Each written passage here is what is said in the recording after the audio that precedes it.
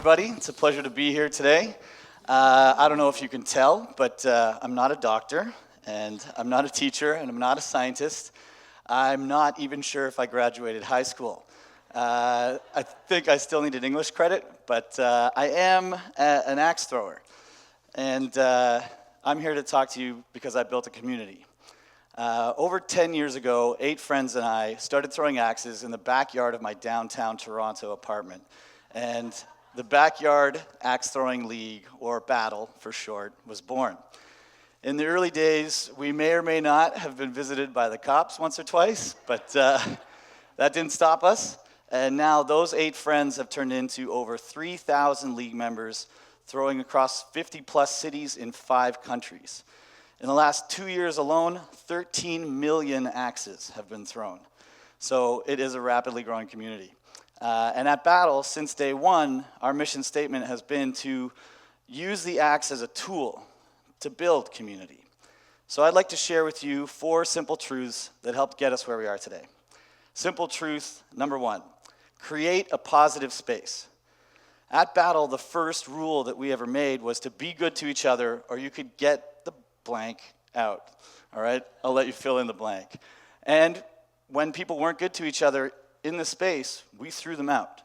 So making that the cardinal rule in the space, we found gave people permission to be themselves. At Battle, you're accepted for who you are. Some of you might be familiar with Abraham Maslow. Maslow wrote a thing called the hierarchy of human needs. Basically, what are the most important things to a human being in their existence? Need number 1 is air, food, and water. We need these things to live. I get that. Need number 2, safety. I don't want to die. I get that too. Need number 3 is a sense of belonging and acceptance. And there are 2 other needs on that list, but I'm going to stop there. So basically what Maslow's saying is, if you're a human being, you're not dying of malnutrition, and you're not afraid of getting murdered in your sleep, the next thing that's the most important to you is to belong and be accepted. How crazy is that? If I'm nourished and not afraid of death, I want to belong. You know, at first it was pretty wild to me when I saw how high up the list it was, but the more I thought about it, the more it made sense.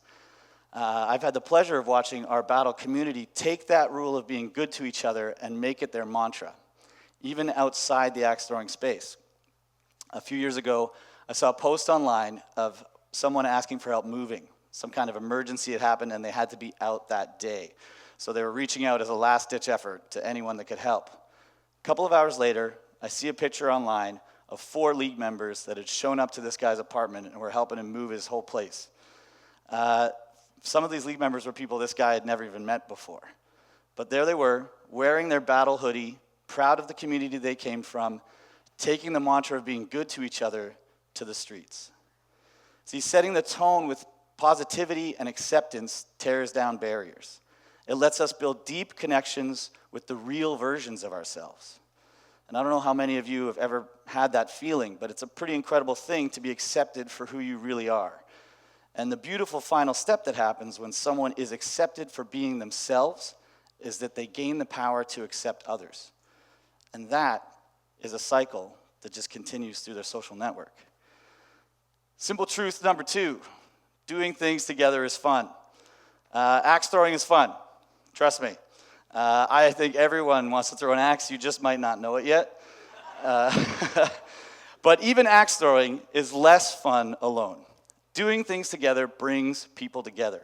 And sometimes all it takes is for someone to decide there's a thing to do. In the early days of my backyard, I was there every Tuesday night, rain or shine, without fail. Sometimes only a couple of people would show up. Didn't matter. We threw anyway. One time, there was a torrential downpour, epic thunder and lightning cracking through the sky, and one of our league members, a good friend of mine named Yari, who happens to be a 6'4" Viking-looking dude, obviously, held his axe up in the air and screamed at the gods in Finnish, make it stop. And the rain kept coming. And guess what? We threw anyway. Simple truth number 3. Social interaction makes life fun. Actually makes life better. Not just fun, but better. There are plenty of studies that prove this point. There are also a few TED Talks that discuss this fact. One of them is by Robert Waldinger, and he discusses a study that takes place over generations. It follows the individuals' lives and the relationships they have and how it affects them. And it proves that people with healthier relationships live happier, healthier, and longer lives. Right? Human beings are social animals, period. Our buddy Maslow also says that people are susceptible to feelings of loneliness, social anxiety, and depression in the absence of this sense of belonging. I know that we're all very familiar with a staggering number of people that are dealing with mental health issues and depression on a daily basis. The numbers that connect loneliness and fear and lack of acceptance with suicide are real. If we could create a positive space where people can be themselves and can be a part of something, we can quite literally give them a reason to live. Simple truth number 4. Hugs. Hugs are great. We all know hugs are great.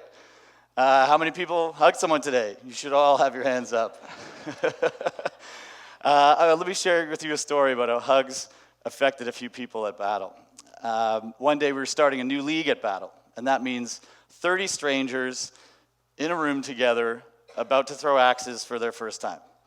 Now, I mentioned the axe as a tool before to build community, and usually in this position, the act of throwing axes is a fantastic icebreaker. It's this unique sort of extreme activity everybody can get excited about and just start the conversation. This particular group, it just wasn't getting us there. So my buddy Michael was running that league. He was in charge, and he noticed this right away. So he made a decision. He stepped in front of the group, and he said, "Okay, everybody, after every match, I want you all to turn to your opponent, give them a hug, and say, 'Good game.' You got it?" And then he proceeded to hug the person standing beside him. And now, Michael's a pretty great guy. He generally knows what he's talking about. And when you meet him, you get that feeling. And so the hugs began. And at first, they were a little delicate, maybe a little awkward. But as the night progressed, the hugs grew in strength, and they grew in feeling, and you could feel the buzz start to come through in the room, until all of a sudden, people were laughing with each other on the sidelines about the match that they just had. The following week, all 30 of these people showed up, and they knew everyone's name, right? They hugged when they said hello, they hugged when they threw axes together, and then they hugged again when they were leaving for the night, all the while making plans to get together as a group outside of axe throwing. So literally overnight, hugs made 30 friends. I had the pleasure of watching the social media posts pour in from this group over the coming months. And it was 10 or 20 or more of them at a restaurant together, at the movies together, Saturday in the park. One of the posts that really struck me was a group of them at a friend's cottage, and they'd gone into the lake and spelt the letters for Battle with their bodies. And the caption read, "Love my Battle fan." I made the decision a couple years ago to start hugging my friends. I decided I didn't want to do the debate about what kind of shake I was doing. Was it a shoulder dap or not? I was done with that. So I went in for the big squeeze with all of my friends, and they reacted to it immediately. Pretty soon, I was receiving more hugs than I was dishing out, and I got to see that ripple through my social network. And I can't tell you the impact that that had on my life. It just changed those relationships in an indescribable way. And now I consider those people my Battle family. And I'm fortunate to have the biggest extended family in the world. So I ask you all to take something from these simple truths and try and apply it to your own life, your own relationships, and your own community, and see the difference it makes. Because if you can create a place to be good to people and let them feel accepted, if you can do things together, it's fun and it's good for you, and we already know that hugs are awesome. So thanks for your time.